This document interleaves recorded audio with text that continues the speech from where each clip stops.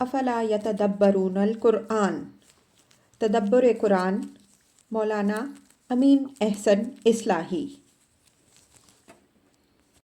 سورۃ المنافقون، تمہید۔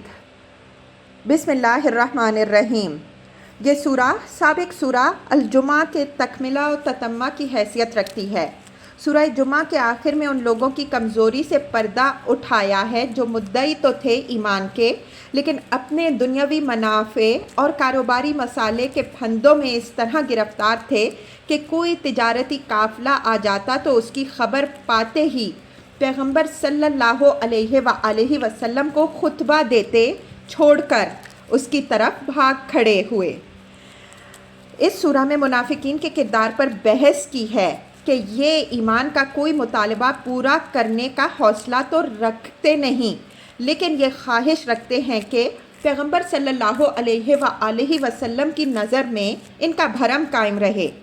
اس کے لیے انہوں نے یہ طریقہ اختیار کیا ہے کہ قسمیں کھا کھا کر پیغمبر صلی اللہ علیہ وآلہ وسلم کو یقین دلاتے ہیں کہ وہ آپ صلی اللہ علیہ وآلہ وسلم کو اللہ کا رسول مانتے ہیں، لیکن اللہ بھی قسم کھا کر کہتا ہے یہ بالکل جھوٹے ہیں۔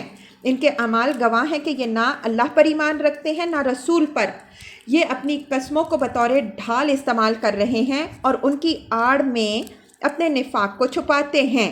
انہوں نے ایمان کی راہ میں جو قدم اٹھایا ہے وہ مال و جان کی محبت میں پھنس کر واپس لے لیا۔ اس وجہ سے اللہ نے ان کے دلوں پر مہر کر دی اور اب یہ سوچنے سمجھنے کی صلاحیت سے محروم ہو چکے ہیں۔ سورہ کے مطالب کی ترتیب۔ سورہ کے مطالب کی ترتیب بالکل واضح ہے۔ اس کے پہلے رکوع میں جو 8 آیات پر مشتمل ہے، منافقین کے کردار سے بحث ہے، جس میں ان کی اصل بیماری یہ بتائی گئی ہے کہ یہ دنیا کی محبت میں گرفتار ہیں۔ دوسرے رکوع میں صرف 3 آیتیں ہیں جن میں مسلمانوں کو متنبہ فرمایا گیا ہے کہ وہ مال و اولاد کی محبت میں پھنس کر اللہ کی یاد سے غافل نہ ہوں۔ اگر آج انہوں نے اللہ کی راہ میں انفاق کر کے اپنے مال سے صحیح فائدہ نہ اٹھایا تو مہلت حیات گزر جانے کے بعد اپنی محرومی پر پچھتائیں گے، اور یہ پچھتانا بالکل بے سود ہوگا۔